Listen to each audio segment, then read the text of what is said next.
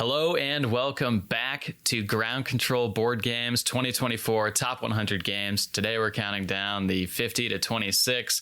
We got Ben here, we got Chan over there, I'm Mark, and we're just going to jump right back into it. Let's do it.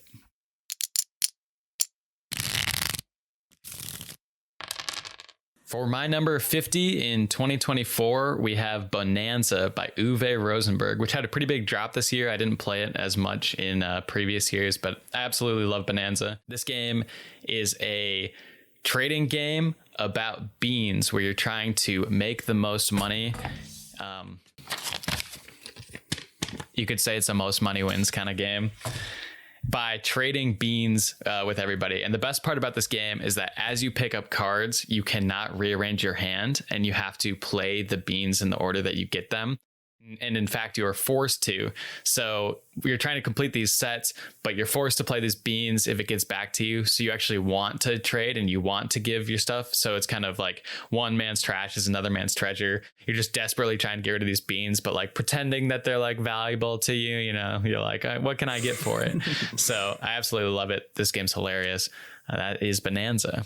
My number 50 is Spirit Island. Yeah, you're playing as like spirits trying to shoo away people invading the island.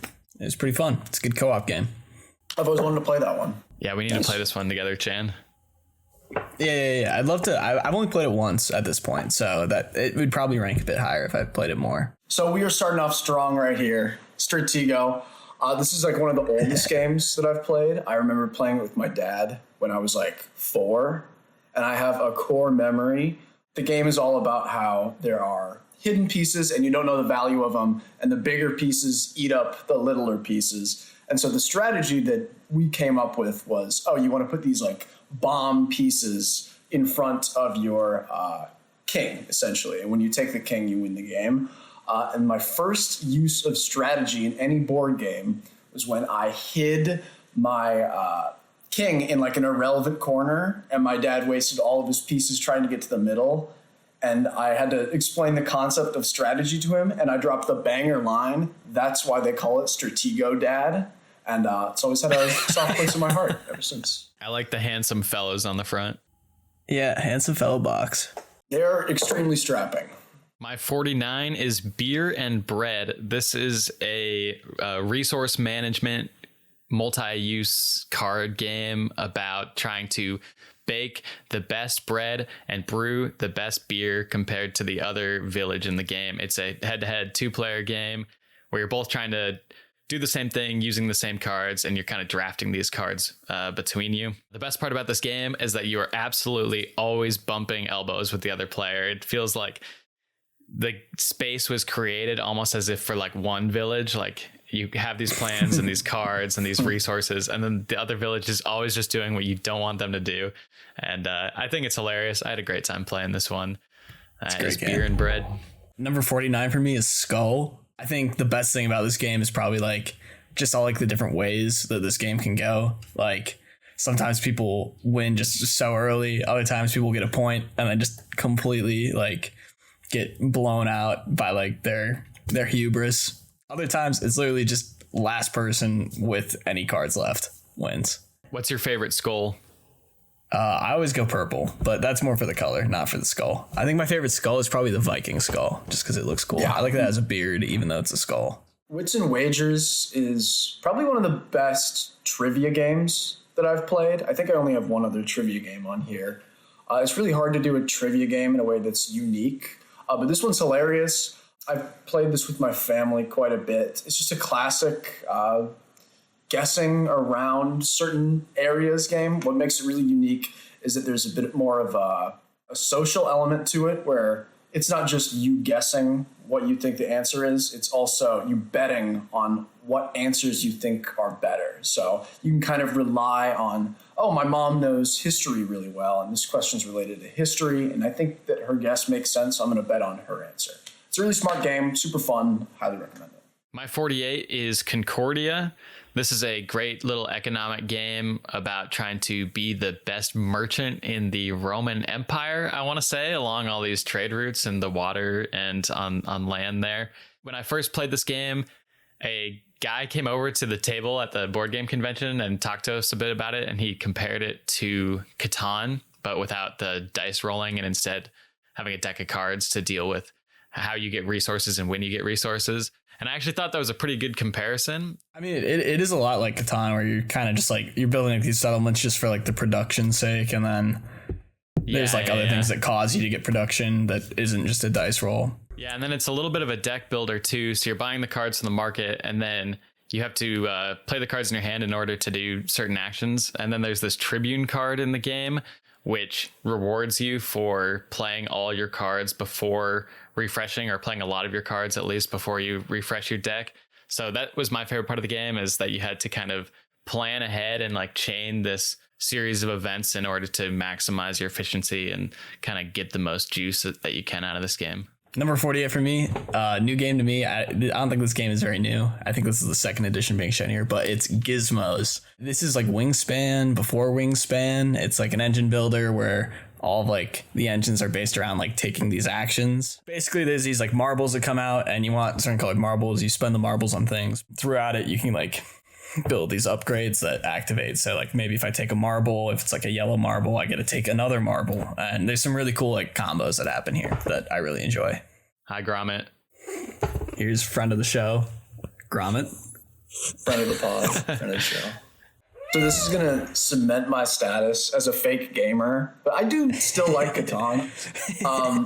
It has a lot of famous criticisms. It's kind of like the poster child for like an intro game where people like start out playing it and then they get more into the quote unquote better games for the hobby. It is too long. It is too random, and the randomness really makes it feel like worse. Like all of the problems in the game compound, but at the same time, I really like negotiation, and I think that Catan is some of the best negotiation.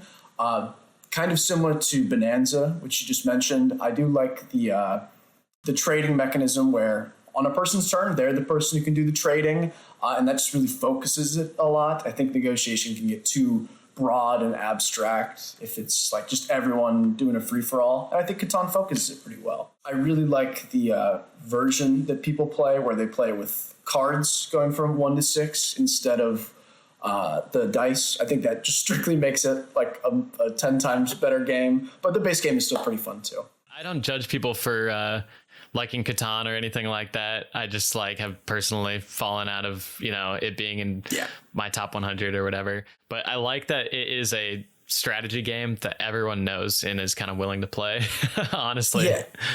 There's something to be said about a game where you don't need to do the teach. Like the familiarity, there's like a hominess to it I really like. Wayfarers of the South Tigris is a dice placement tableau builder where you are a wayfarer in Baghdad, exploring the skies and the seas and the land. I think it has my favorite art out of all the Garfield games, and I love the way that your board expands as you play. I got this game for Christmas, and I definitely think that this one is going to rise for me because since I made this list, I've played it like 3 or 4 times already. In place of traditional worker placement, you have these dice that are associated with certain tags that tell you what actions they can or cannot do. And then there's this caravan is what it's called. It's the area below the dice that tell you what tags those dice face have. Within the game, you can manipulate those odds. So you can build your caravan and add more tags and make certain dice faces really powerful, and then have other dice faces kind of like bleed into your really powerful ones. Manipulation of the odds is really fun. And then I also think that among worker placement games, and especially among Garfield games, this one does a really good job of giving you a sense of direction. Once you start building an engine and finding a strategy, I think that it kind of flows and you kind of start to see what you're doing, despite the fact that on your turn you can do like 20 different actions or whatever. And then also on the central board, it really benefits you to get really far on that, so you can kind of plan ahead and plan your route there. It rewards you to use all of your dice, or at least most of your dice, before you rest and get them back, which is actually a lot like the Tribune action in Concordia, and one thing I liked about that game too. So it was funny that these two games were right next to each other. Chan, I know that you played this one this year. Yeah. So it wasn't qualified for your list. What did you think of this one?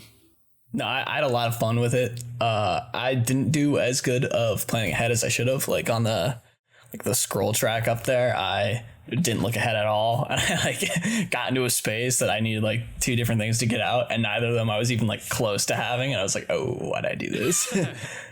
Number 47 for me is Tiny Towns. My buddy once described it as competitive Minecraft crafting. I think that's a funny way to describe it, so I'll describe it that way as well. Basically, you just have like this 4x4 grid where you can put resources into it. Like somebody calls out a resource, everybody takes that resource, slaps it in their grid. There's a bunch of buildings that you can make with like different resources and different formations. And then if you build it, you can replace one of those blocks in that like region with that building. And it's just a really good spatial puzzle. It's got a bunch of different like buildings you can switch out, so it's super replayable. Really enjoy it. This one, for like something like didn't work in my brain, like thinking of how everything would kind of click together once it combines into the building you want, and then that space would free up for other things you're trying to do. Like I just like couldn't do it. I think I was knocked out of the game before anyone else when we played it at the convention last year, but I'd love to try this one again. That's really surprising to me, Mark. Like when I think about people who can like rotate the 3D image in their minds, I absolutely think of you. Yeah, for some reason this one just didn't work. I don't know. My 47th pick is Cartographers. This is a really fun game, kind of similar to Tiny Towns. It's a game about filling in squares. You want to fill in your squares in a way that's going to get you the most victory points. I don't know why in my brain it's the definitive like before dinner game. It's just really easy to fill in, like 45 minutes, just fill in a few squares. It kind of lasts as long as you need it to. Like everyone's just kind of in their own little world, but it's fun because you can kind of commiserate about similar problems. You know, just on Monday this week, actually, my game group was waiting for the lasagna to finish. And so we played Cartographers because it was like easy to set up. And so it literally was the before dinner game for me this week. Yeah, yes, sir. Yep. I can't believe how much you hit the nail on the head there. That's hilarious. My 46th pick is Istanbul. I just learned this game a couple months ago. Istanbul is a pretty simple economic worker placement game where you're trying to be the best merchants in the bazaar of Istanbul, I believe. The whole gimmick with this game is that your workers, as you move around the board, you have to drop off workers or pick them up. And so it does a really good job of making the board feel really crowded, making the bazaar feel really busy as you're trying to haggle and go to the black market and go to the tea house and, you know, make the best deals. You have to kind of stay quick on your feet because inevitably your opponents will be where you want to be. And so you have to change your plans. But the whole goal of the game is just to get 5 of these rubies. And I love that. I love that it's just once that happens, the game's over and that's it. Yeah, not much else to say about this game. I like this one. Number 46 for me is Three Sisters. This is just a really good roll and write. I played for the first time this year. It's got like a nice like rondel action selection system. The combos were really satisfying. I only played it solo, so it was like against like the solo bot. It's like Farmer like Ethel or something, but I found it pretty fun. For my pick, I have Libertalia.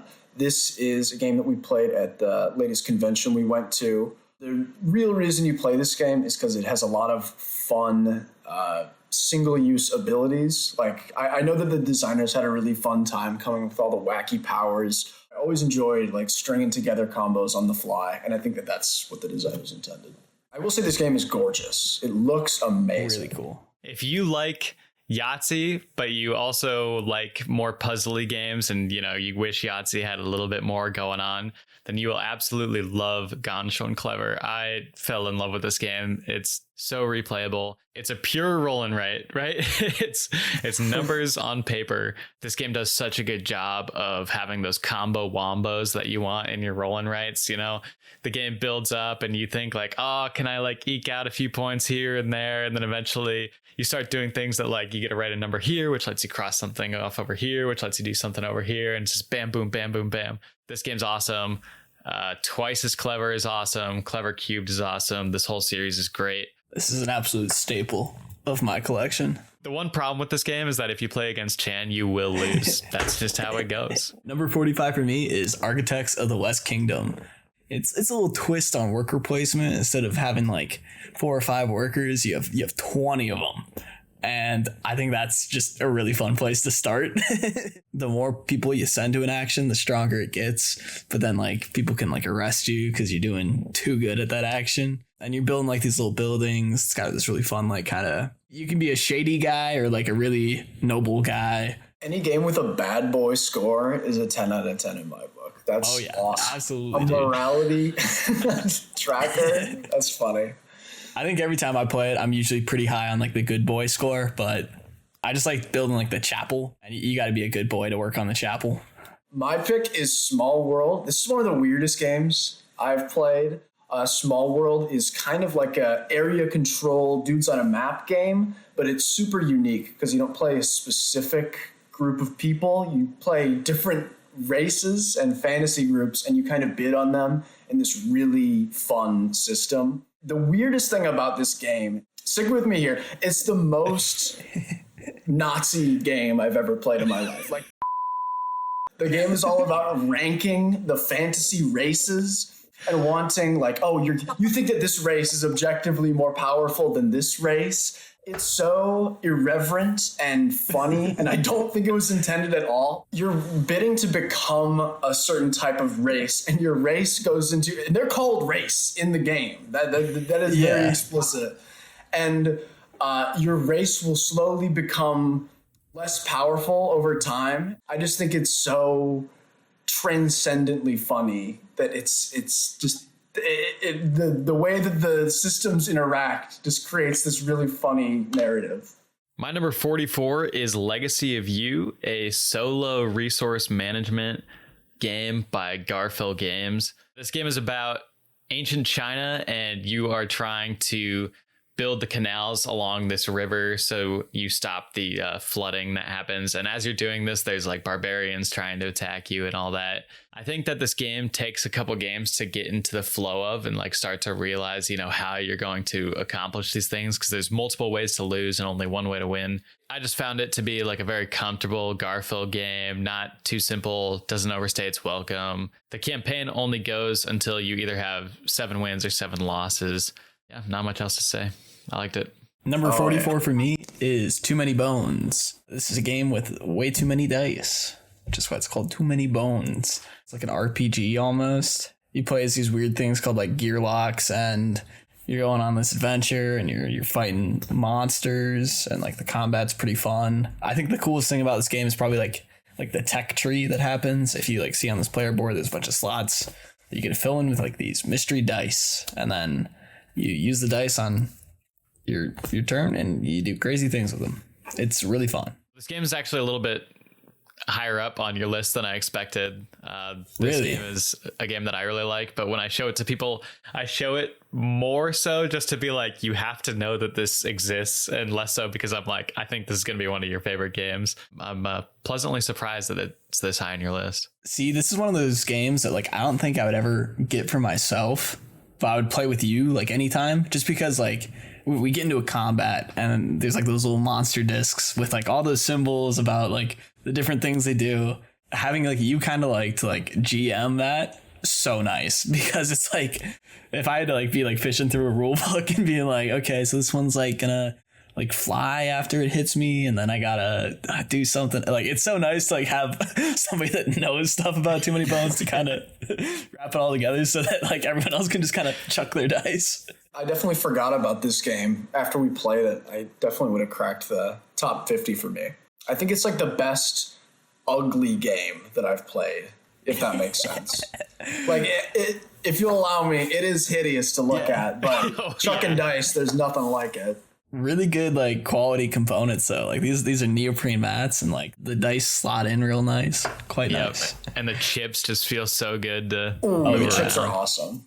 This is Chronology. This is the second trivia game that I was talking about. Cards on the table, no pun intended. I chose this game because I'm really good at it. This game is about trying to guess what year in history things happened, and it increases in complexity the more you play it.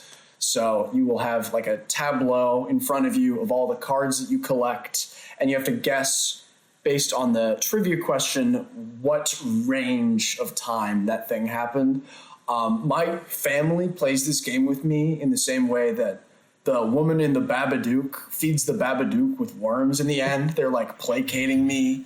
They're like, we need to let him like tee one up for him. He needs this. I think it's really fun. This game will have you saying shit like, oh, the Meiji Restoration was in the 1800s, or the Golden Age of Piracy was this year. And it's just really fun. It's definitely my favorite trivia game of all time. I would recommend it if you like history and if you have a group like that. Schotten Totten by Reiner Knizia is a game where you play as a fantasy Scottish clan trying to expand the boundaries of your clan against this other clan. So it's a 2-player only game. And does the theme matter? No, not really. In fact, this game has been rethemed a few times, but the gameplay is awesome. So you have this hand of cards and you are trying to play 3-card poker hands. And each time you complete a set and it beats the set on the other side, you win and you get to roll the stone that way, thus expanding your territory. At its core, Schotten Totten is a bluffing game and a card counting game. And the best part about it is trying to determine when to play the cards in your hand, because you're kind of always holding on to a few cards that you have in your back pocket so that your opponent doesn't know how powerful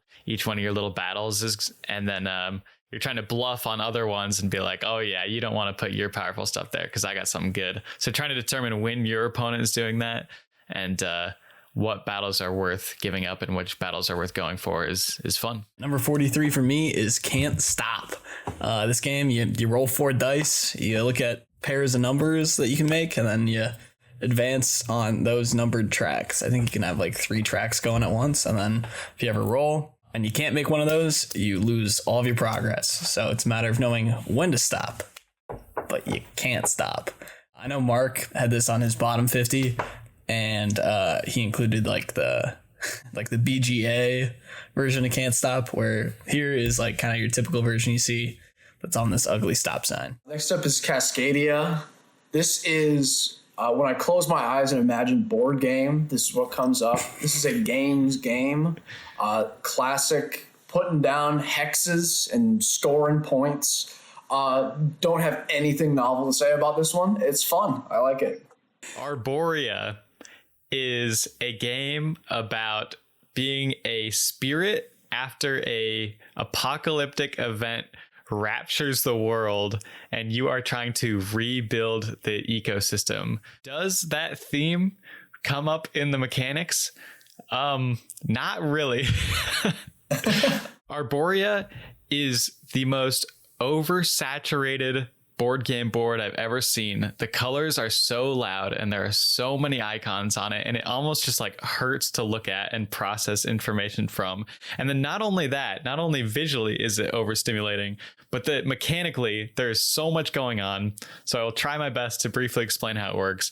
Place a worker down and you have 3 different types of workers that all have various benefits. And then when you put it down, it goes on this little sliding thing. And then that little track tests your patience, because you want to wait until everyone else goes on that board and bumps your worker to the end so that your worker can get off. And when he gets off, they go down this little slide. And if you go off earlier, your slide sucks. And if you go off later, you go on an awesome slide. And then after you're done with the slide, you can help the spirit and give them gifts. And then sometimes you release these little creatures, and the creatures, they get added to the ecosystem. And then you also get cards sometimes. And then the creatures, as you can see here, they then can get added to your ecosystem, which give you little points. And then there's also other random point scoring categories that you get a boost.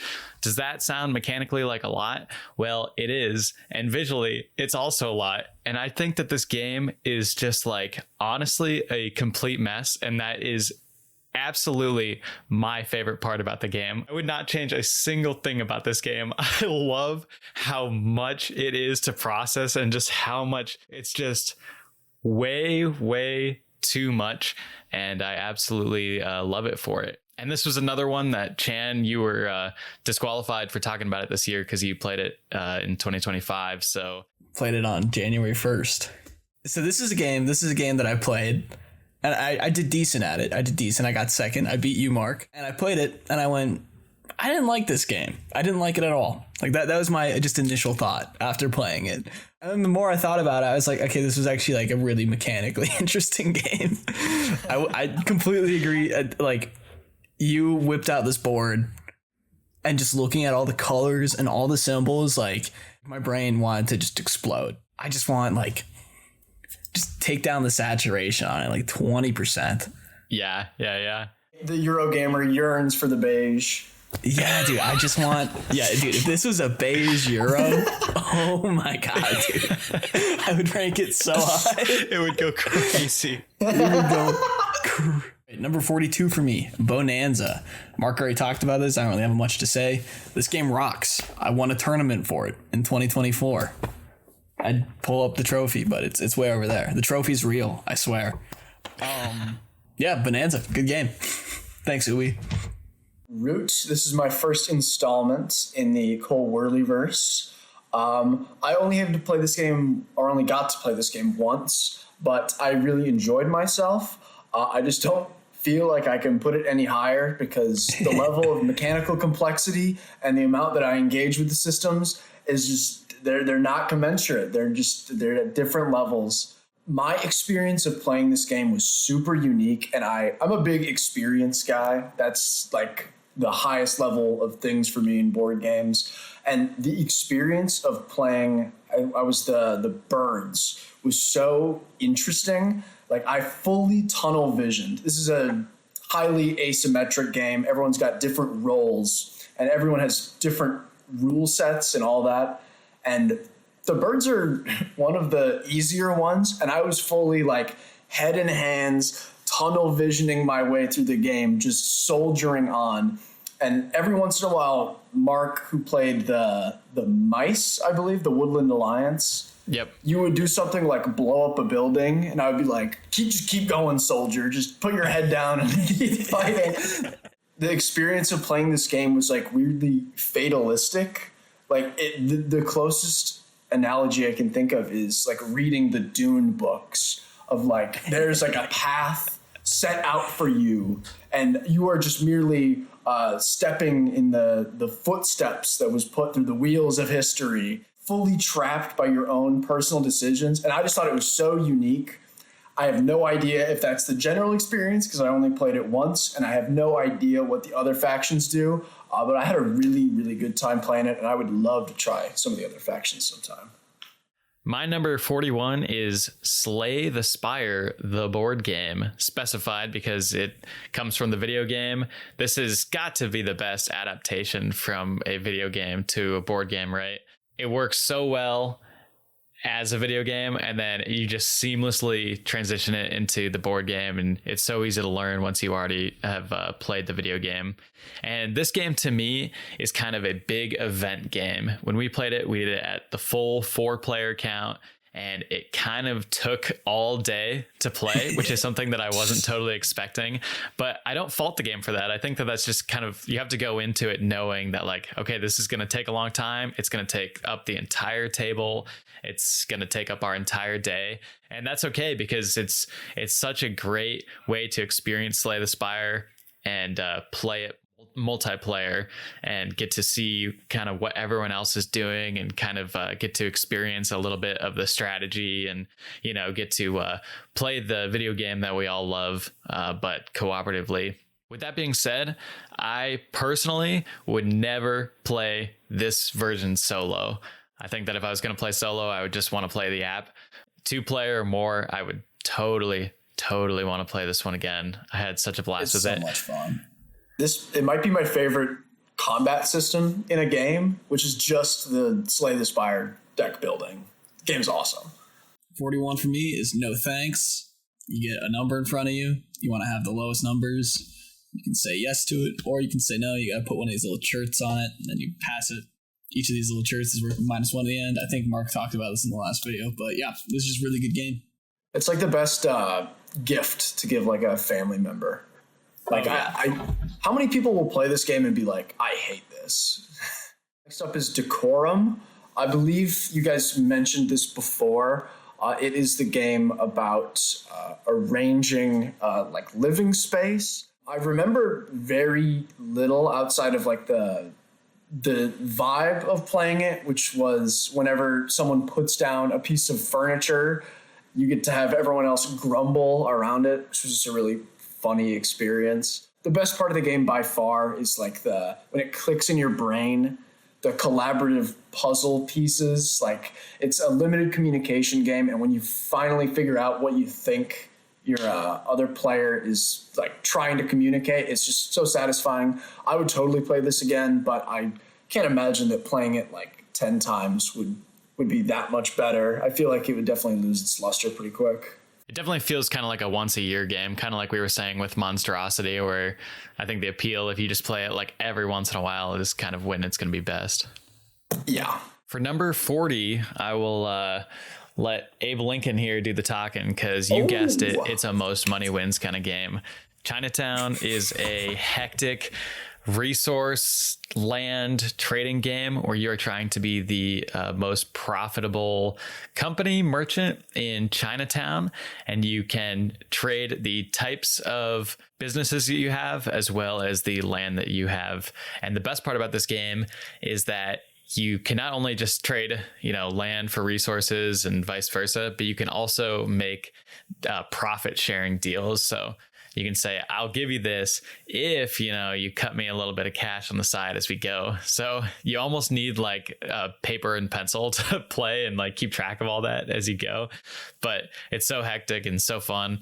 The one time that Ben taught it to me, I had a blast. I really want to play it again. That's Chinatown. All right, number 40 for me is So Clover. In this one, you have these little four-sided squares. You slot them into this clover, and everyone takes some time and kind of writes down a single word that connects those two words. Really tough. And you hand it out with all like the ones flipped over, and you add an extra card in. And it's up to like the rest of the table to try to figure out what on earth was going on inside your mind as you were placing these things. And yeah, that's basically it. It's a really good time. One of the best things in this game is like you're watching them like try to like figure out what's on your clover, and someone's like, oh, I bet you he was thinking about this is like this, and so you wrote that. And like everyone's like, there's no way he was thinking that, but that's exactly what you were thinking when you wrote it down. Yeah, I know some people that just like fully have to remove themselves or like turn around because they just cannot keep it straight. They're just so angry. My next pick is The Crew. This is a trick-taking game. I've got to play it a couple times now.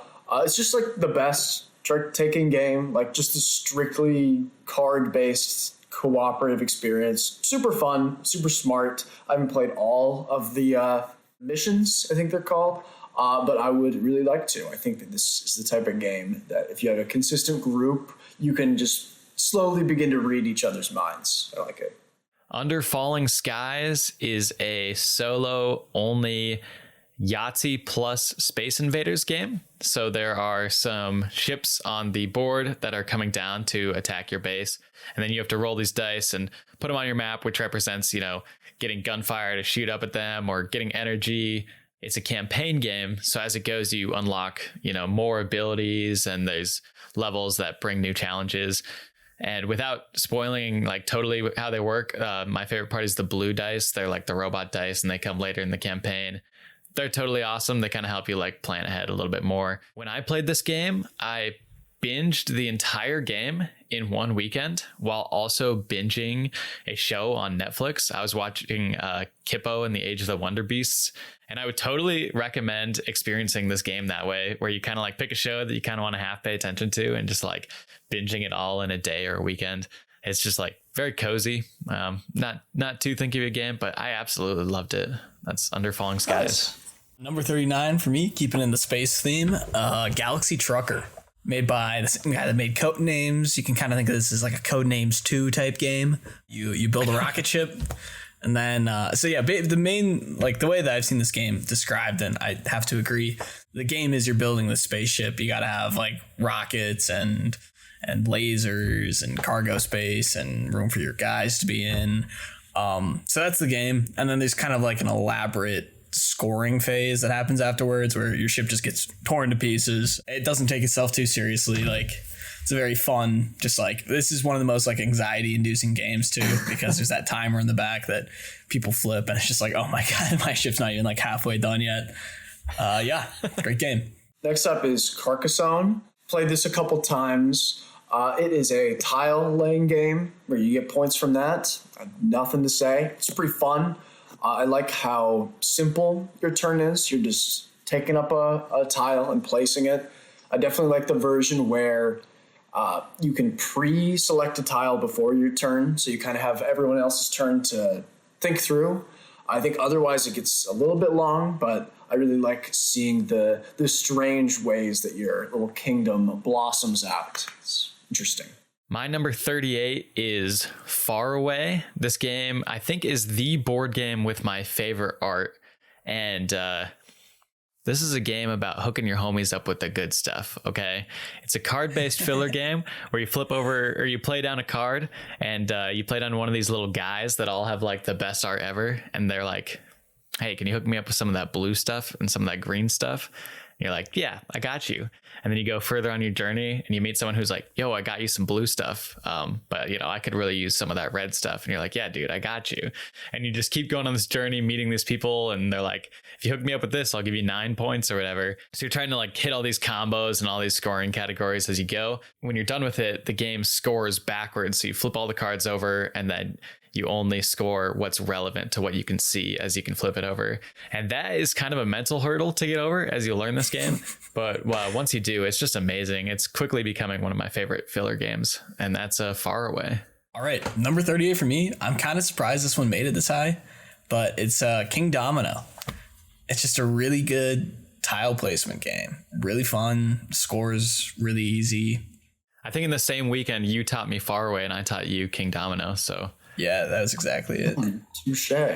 Next up is Hadrian's Wall. This is another game that Mark taught me. This game reminds me of when I was in middle school and I would read big books, not because I was particularly interested in like the content of the books, but because I wanted to be seen as someone who reads big books. This is that in board game form. The pleasure I derive from playing this absolute nightmare tax system simulator is like nothing from the systems inside of it. It's just like while I'm playing, I'm like, oh yeah, I'm playing a complicated game. I'm playing something that not your average gamer can play.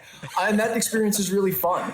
I love focusing on one of the little corners of the game and then just like looking out and just seeing how vast and how many different ways there are to score points. There is a bunch of complexity that is completely lost on me, but I would totally play this again. Yeah, this game was my number one game last year. And when I taught it to Ben, I just remember like you had like your head down and your brows furrowed all game, like didn't say much all game. And then when it was done, you were like, I'd play that again. That was fun. I was like, all right, hell yeah.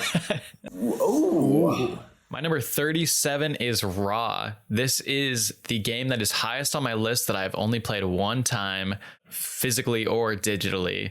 Raw is just such a good bidding game. Yeah. And one thing I thought was really cool about Raw was how there isn't really a currency in the game. The currency is these sundials. So like the number on them is their value. So you're not spending like money that comes in and out of your pool.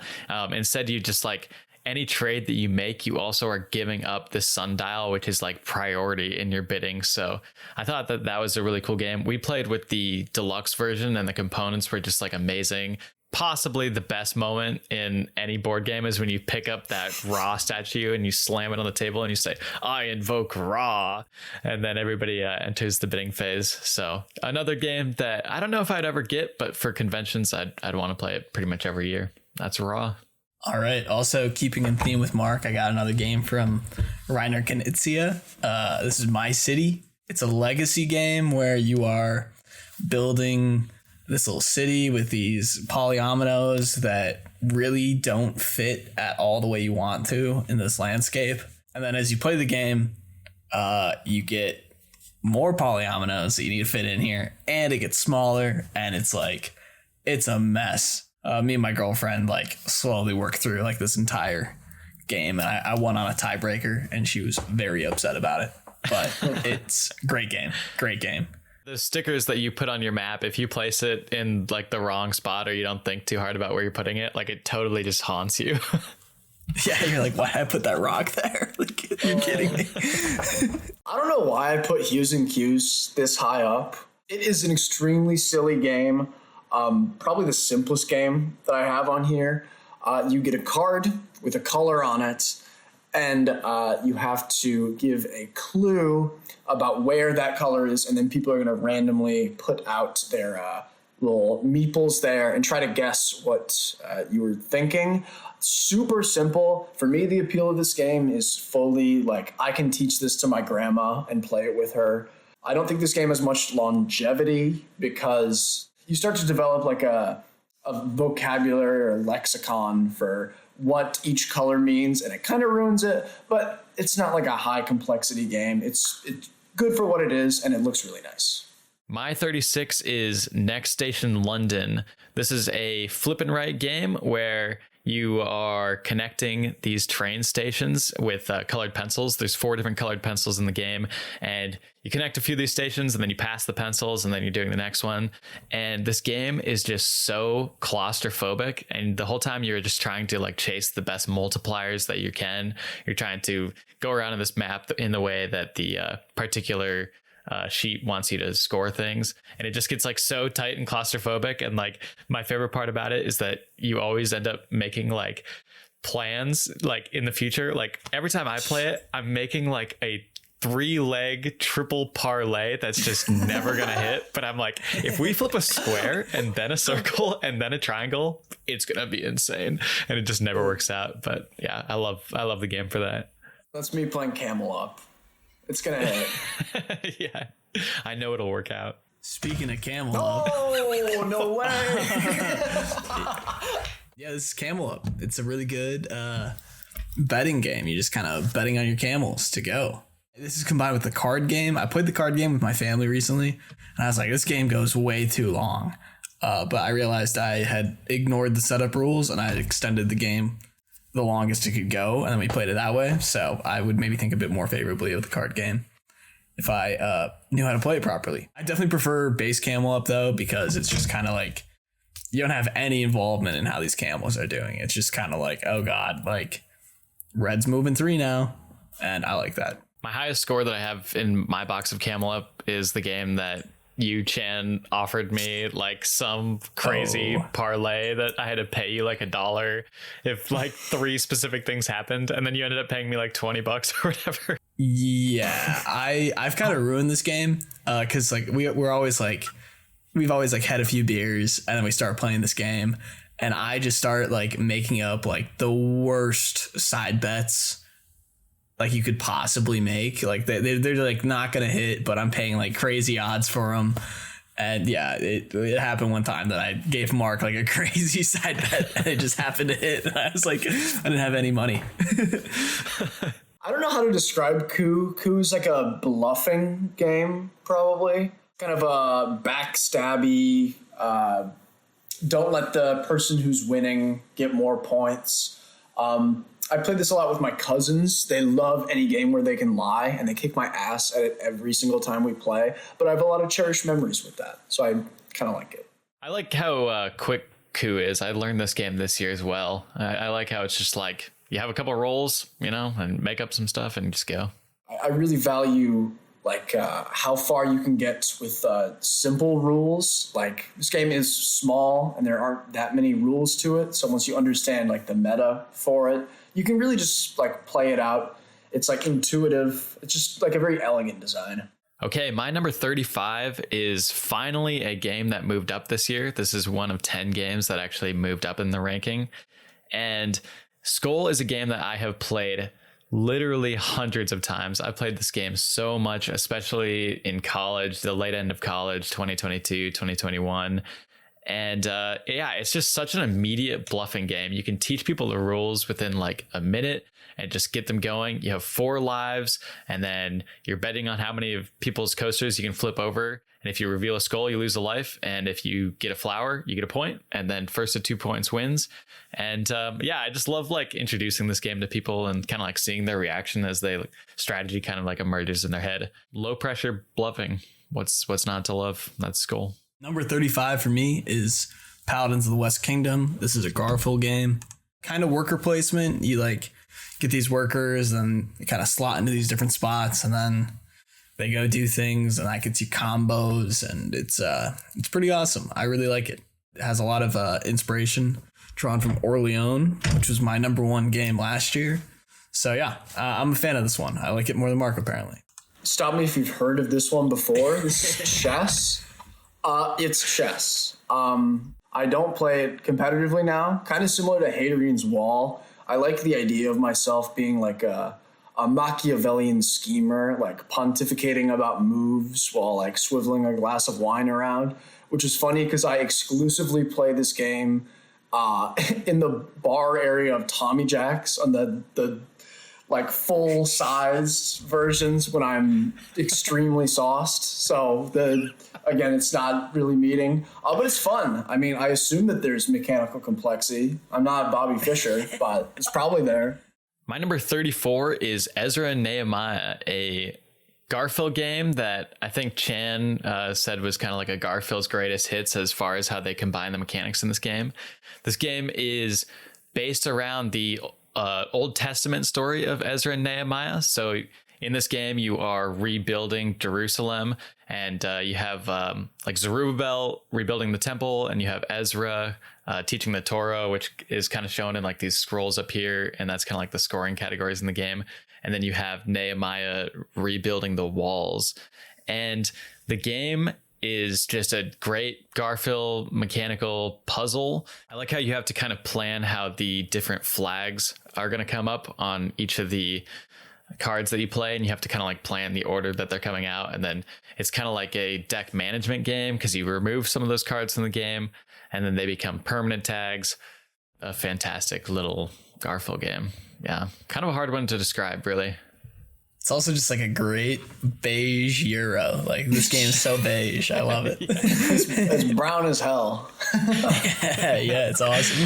It really is. It really is. Great solo mode, too. 34 for me is Viticulture. This is just really good worker placement game. You're cooking up wines. The first time I ever played this game, I was pretty new to the hobby, and I was like, this is the most complicated game I've ever played. I was like, first I gotta plant the grapes, and then I gotta harvest them, and then I gotta mash them, and then I gotta let them sit for a bit, and then I can sell them as wine. I was like, this is too many steps. This is crazy. I really like this game now, though. Like, I really like the little engine that you get going, and I like that you don't really get to run that engine that long. It's like you get to sell maybe like 6 bottles of wine, and then the game's over. It's like, oh shit. Like, I did not like, it's a nice little efficiency puzzle that I really enjoy. My next one is A Fake Artist Goes to New York. This is the first hidden role game in my list. I love hidden role. Any game that is basically just discussion, conversation, negotiation is just immediately like up there for me. I think it's the fastest way to add complexity to a game without making the rules teach that much more heavy. The whole game is you are drawing things, and everyone around the table knows what you are supposed to draw, and one person is a fake artist who doesn't, and the point of the game is you trying to show other people that you know what to draw without making it too obvious for the fake artist. It's just classic social deduction, just about as simple as you can get. Drawing games are inherently funny too. I really like it. Arboretum is a very simple and elegant small box card game about creating this tableau of trees. This game is so rules light and very beautiful on the table, and it is the most hate drafty and cutthroat game that I've ever played in my life. It's hilarious. My favorite part about this game is when you are just like starting to like give someone the stink eye across the table because you think that they're like hiding the cards that you need, because in this game, you only get to score the type of trees that you have in your hand at the end of the game. So people can totally just hate draft you and hang on to what you need. And you're just starting to be like, suspiciously, I think that, you're hanging on to what I need. And then there's like an audible gasp anytime someone like their hand is too clogged and they have to get rid of a key card. There's like this whole thing around the table of like, am I going to get that card or is someone else going to pick it up before? So yeah, very elegant little card game. Would recommend it to anybody. It's really fun being on the hate drafting side of it, being like, I have exactly the card that this guy needs to win, and he's not getting it. Yeah, absolutely. Number 33 for me is Lord of the Rings Duel for Middle-earth. This is combined with Seven Wonders Duel, which is what it was ranked last year. This is one of like I think 6-7 games I had move up. Really good, like just head to head. Like all these cards are just so powerful, and you can either like discard the card for money or you can build the card if you have like the right tags for it. Really fun. I like the theme. Like I'm not the most in the Lord of the Rings, but like it's cool. And there's like 3 different ways to win. It's really just good head to head game. Was Lord of the Rings Duel significantly better than Seven Wonders Duel in your opinion? So I only ever played Seven Wonders Duel once, and I liked it. I thought it was good. Like the aesthetic of this one, I like a lot more. Like I like the art way more than in Seven Wonders Duel. Because like in Seven Wonders Duel, you have like the military track where it like kind of goes back and forth. Whereas this, it's kind of like a dudes on a map thing. It's pretty similar. There's ways to like establish a really good defense in the military too. Like you can kind of just like, you can like try to protect a place just by like stashing a bunch of guys there. But then there's like these monuments up top where someone could build a monument there and then they have presence there. And it's like, my next pick is Skull. Mark kind of talked about it, but it's the best bluffing game. I think that a lot of bluffing games have a lot of fancy pants, extra bells and whistles. And I think that it works better the more simple it is. The less distance there is between you and what the other players are thinking is better, in my opinion. And Skull is just the most simple version of that. I don't think there's a way to improve this game. I think it's probably the first, what I would consider like a perfect game on my list. number 33. The rest of these just better be perfect then. Oh, just you wait, brother. Crokinole is to shuffleboard what Clask is to air hockey. I think it's kind of got that same thing where you got discs gliding across in a very satisfying way across this board. It's really easy to sit down and teach someone this game. I just have a great time with it. The best part is when you're trying to just pull off like an absolutely ridiculous shot that's just never going to work. And then you just flick it in the worst way and all your pieces go flying and you lose more points than your opponent. Yeah, great time. Honestly, one of those games that it's like, if there's a board at a convention and someone hasn't played it, I am going to teach them Crokinole right then and there. Number 32 for me, it's Legacy of You. Mark kind of already touched on this, but it's just a really good like single player Euro game. I think my favorite thing about it is like kind of like the resettable campaign aspect of it, and like the games get harder as you go, which is nice. My one critique of it is that the games also get easier as you go, because like not only are you learning the strategy, but like whenever you lose, the game kind of throws you a bone and is like, here's something you can use in your next game. And like if you lose like 3 games, like you're pretty overpowered. And I don't know. I think this game would be kind of hard to lose all 7. That being said, though, like I've been trying to play it recently where like I kind of don't give myself those boons when I lose, and it's a lot harder. It's a really fun challenge. Yeah, that's Legacy of You. My next pick is Scout. I played this with a few different groups of people, and they've kind of all went over kind of sour. People haven't liked it. I don't see it. I think this game is gas. I think this game is really, really fun. It's all about kind of building like a combo through putting cards in a run. It's got the thing where you can't shuffle around your cards in your hand. They're in one specific order. I really think it's a fun and easy way of like planning out ahead. And there's also this really, really fun mechanism. It's one of my favorite games where you have a special power that you can only do once per round. And it just adds so much anticipation throughout the game. I think this one's fun. I think I'm the only sane person in my gaming group, frankly. I remember my big beef with this game was that like I thought it was like a good like number card playing game, but I was just so mad at like the theme. I was like, what, we're like recruiting for a circus, and like I don't know, like the double side, like I was like, this theme makes no sense. It's plastered on, and I was upset about it. No, the theme is really bad.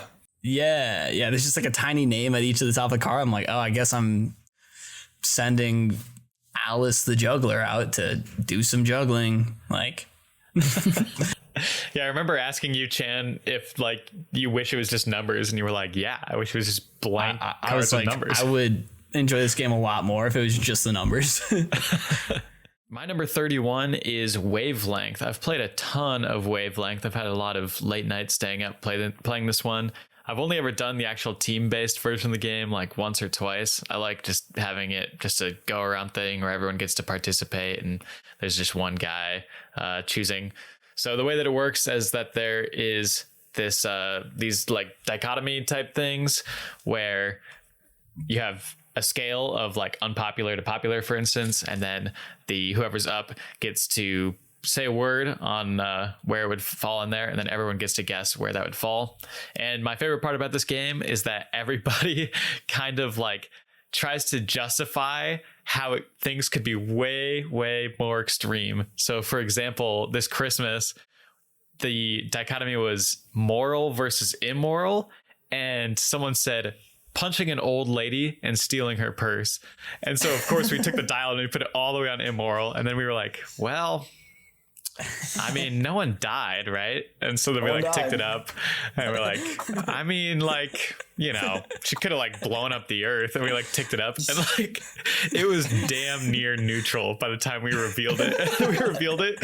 And it was all the way on the one side, and the clue giver was like, what the hell is wrong with you guys? What are you thinking? Oh, it's so good. I got Wingspan here. It's a really good engine builder. I really like it. I like the bird theme quite a bit. Don't know why they're doing dragons and fish now. I like the birds. I like the game. Don't eat the eggs. Fall from number 5 for you, huh? Wow. Yeah, I haven't played a ton of it since last year, and so I think it's kind of fallen a bit because of that. And then also I played Gizmos, and I was like, oh. So I think that affected it a little bit too. My next pick is Codenames. This is a clue-giving game, kind of in the vein of So Clover, but instead it's teams. You have to give clues for the different words, and basically you just want to fill out all of your team's clues before the other team gets to do that. I think this game is awesome in a like party setting. The only problem with it is that it is kind of long while people are waiting to give out the clues. It can drag a little bit, but otherwise I think this game has so much potential for really clever and interesting plays. I think the strategy behind it is extremely underrated. I think there's actual tactics that you can do. I will always play this whenever someone recommends it. I can tell that we are getting pretty high up in this list, because every time I like pull up a game, I'm like, ooh, hell yeah. So Quest for El Dorado is my number one Reiner Knizia game. It's a family weight deck building game about trying to find El Dorado. And I really like the way that the kind of like open and then closed market system works in this game. As you're deck building and then people buy out a certain set of cards, then someone can then buy whatever card they want, but then that deck of cards is now like added to the closed market and people can go from there, which I think is really cool. Yeah, the best part about this game to me is just how easy it is to teach, how immediate it is to play, and how you really never know how you're doing, because usually, you know, people kind of rubber band, they're kind of in the back, and then they like pull off some crazy turn and move like 20 spaces. I've never won this game, but one day I will. The first time I played this, I was killing it, and I just got stuck right at the end. Like I needed a water card to move forward, and I just was not pulling water cards, and I lost. I was so upset. Number 30 for me, this is like the dumbest game I've ever played. It's called Dropolter. Everybody in their hand has a collection of objects. There's like this cracker, a ring, a shell, a key, and this red cube. You flip a card, it gives you a series of objects. You got to be the first person to drop those objects and then grab this ghost in the middle. If you do that, you get a point, which is one of these little bells you can see in the back. But the twist is that bell just goes straight into your hand. And if you drop it at some point, that point is gone from you. And it's just 5-point wins. It's a hilarious game. Everyone I've ever shown this to has just loved it. It's so stupid, but so fun. That's such a good idea for a game. This game was disqualified for me this year, but I think it would have been pretty high on my list because it just makes you feel so stupid. Like, it's so simple. You just have to drop like the ring and the little cracker, but like you can't manipulate your hand, and then you drop like 2 of your previously earned points and you're just like, ah! It's hilarious. Oh, does it just punish you for having big hands then? For being a clumsy oaf? Yeah, this game will punish you for being a clumsy oaf. Also, it's just like this is just clammy hands. The game, like your hands just get so clammed up so fast, and it makes it so much harder too. It's great. My next one up is kind of surprising. It's Gladiators. This is the highest quality image I could get of it. But Mark showed this to me a couple months ago, and I enjoyed it more than I thought I would. It is a head-to-head two-player combat game where you are drafting different soldiers and gladiators to use in fights. I think that a lot of combat games struggle because they can get kind of monotonous, like the fighting is so constant. But I like that the fighting is kind of sparse here. Like you do a lot of drafting, you do a lot of planning, and then when the fights happen, they're like quick, they're frenetic. I enjoyed it a lot more than I thought I would, and I think the production is also really, really well done. Like all the cards look amazing. They've got these little gladiator helmets. PSA, this game is called For Glory, not Gladiators. That's a different game? You're joking. What is Gladiators? It's just a different gladiator. The art design is so similar for this. Look at that. Yeah, honestly. But yeah, this game is amazing. So funny. Okay, my number 29 is Captain Sonar, a real-time battleship game for either 6 or 8 players. And this game is just hilarious and loud. We played this in a convention, and we got a little loud playing it because everyone's trying to like shout over each other.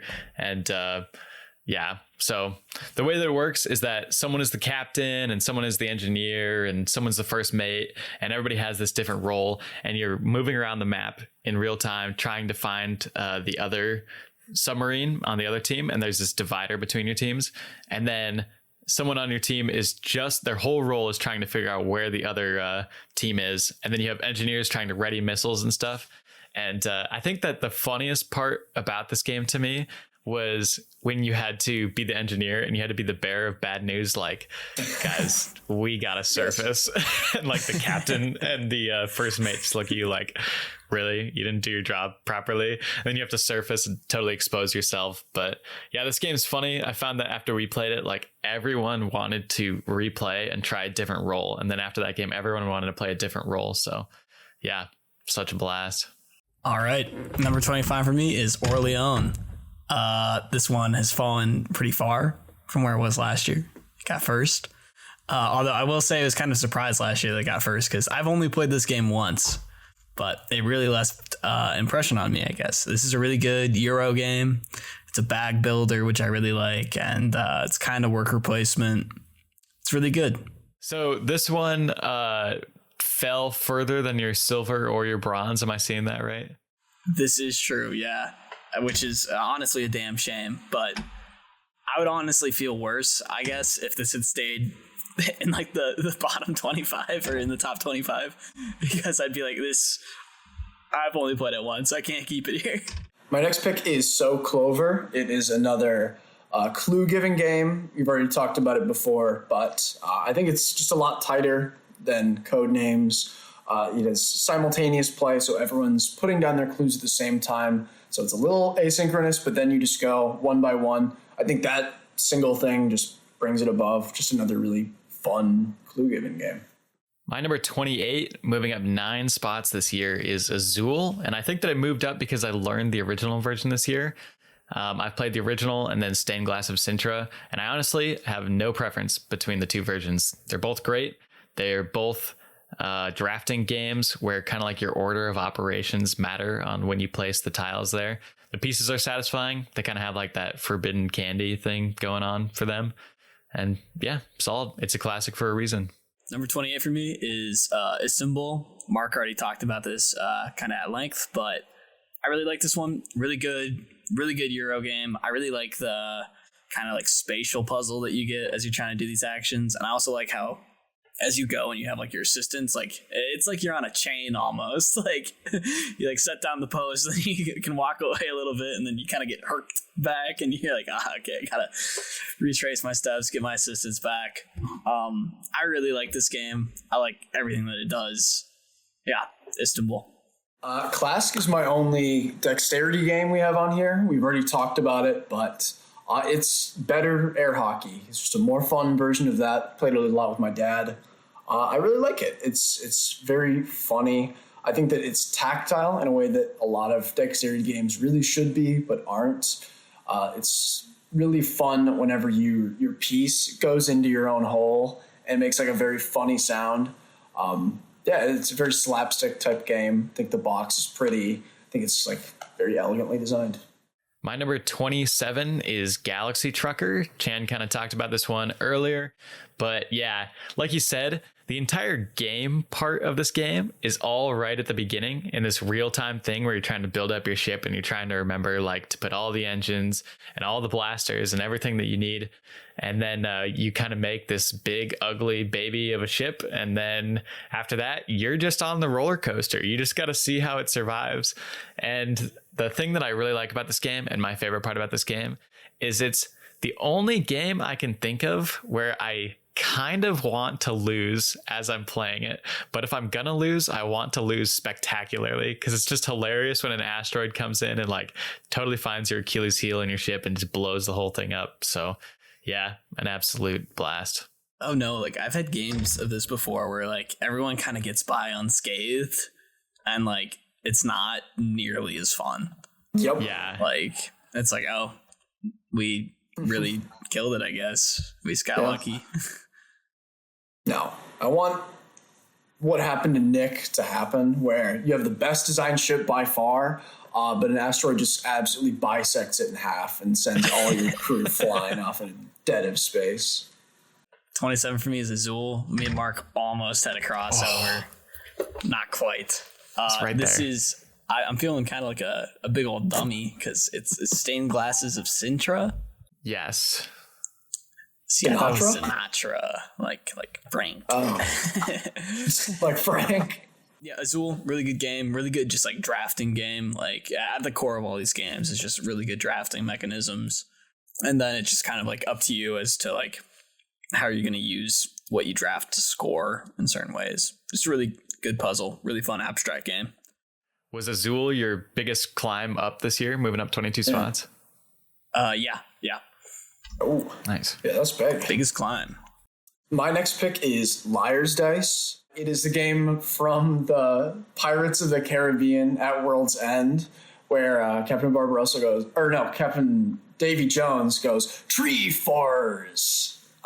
You get to say that in the game, which makes it automatic 10 out of 10. If you get the official movie version, if you smell inside the cups, you will smell what hell smells like. It's literally like the lowest quality thing I've ever seen. It's like actually insane. Like it probably gave me asbestos poisoning. It's just obnoxious. But the game is really fun. It's like, in my opinion, better version of Skull. I like how things slowly escalate. I like that you can put people in binds. There's a lot of potential for really clever plays. And I'm also really good at this game. I usually win when I play with people, which automatically puts it up like at least 12 spaces in my list. I really got to play this one more. The one time I played it, like I was like 3 and out basically. I played 3 rounds, out immediately or whatever. Just lost all my dice. Just straight misses. Yeah. My last game for this section of the list is number 26, Creature Comforts, a worker placement game about having the comfiest and coziest home before winter comes. This game has amazing art and an amazing theme that kind of like sets up that cozy vibe of a nice worker placement game. And I think that the theme kind of helps, you know, it not feel too competitive when you're playing with people. The whole twist of this game is that you have to place your workers and then you roll the dice and then you may or may not get to do the actions that you wanted to do. So it's worker placement with like a little touch of push your luck, which is a fun little thing. And it's got nice little combos, you know, and yeah, that's about it. Creature Comforts. Good game. Nice. Number 26 for me, ranking a whole 74 above Mark, is Pax Pamir 2nd edition. Your tribes in Afghanistan trying to like politic your way into controlling the region while the British and the Russians and the native Afghani people war over it. Really fun game. It's like it's weird because it's like a tableau builder, but there's also like a little bit of dudes on the map to it. I really enjoy it. I've only played it solo. I think this would go a lot higher if I played it multiplayer, but I really enjoy the solo bot. I don't mind the overhead of it too much. It's just a beautiful game. I really like this game. All right. My next pick is Secret Hitler. This is the only game on my list that I would describe as actively bad. Like, this game is fucking horrible in my opinion, but I don't play this as like a game. I'm also going to say I've played this game like 100 times, which you should never do if you want to enjoy it, because you realize that it's not a game. There is no game in this game. Very bold design, though, because most secret role games have like information that you can parse out. You're trying to rework things around, like figure out the puzzle in your head. Secret Hitler is random bullshit hitting the wall, and then you like accuse each other. But I play this game as like a ritual. This is the only game that makes me feel like a French peasant accusing someone else in the reign of terror, just like screaming at people that they're the fascists, like kill them. This is an ooga booga caveman game, and I dearly love it. I don't, it's not good, but I will always play it if someone recommends it. It's just such a fun time. I've seen people get literally mad playing this game, and that happens with like none of the games I play. And any game that can have like that emotional reaction is, if not good, then at least special. I have to put it this high. Nice. I really like that pick. I honestly, for as much as I really don't resonate with Secret Hitler, just because of like the anxiety that it gets me, because like you said, like I'll play it and like I will get upset, and I'm just a bad liar. But for how much I don't resonate with it, I do recommend it to people. I'm like, you should try it. I mean, it's gonna be interesting no matter what. I think it's the most accessible hidden role game, just because you don't have that really deep level of like working things from behind. If there's no like deduction going on, and it's really quite difficult to keep everything in your head. Like, there's a lot of things that happen throughout the game that you're just going to forget about, which is kind of the whole point of the game. It's like a weird, almost memory game with how much you can remember things.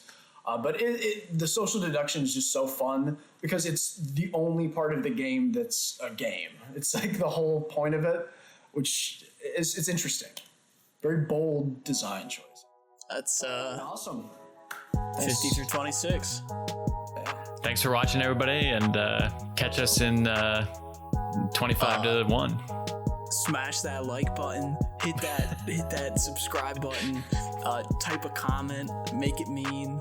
If I hear at least one comment saying that my Secret Hitler pick makes me a fake gamer, I'm going to personally come to your house and accuse you of being a fascist.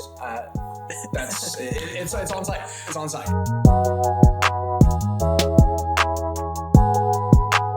Okay, call me crazy that 2 different games that just have the gladiator Marcus Attilus on the front. I am not crazy. I am the normal one here. Actually, you're the freak. You're the one who's wrong.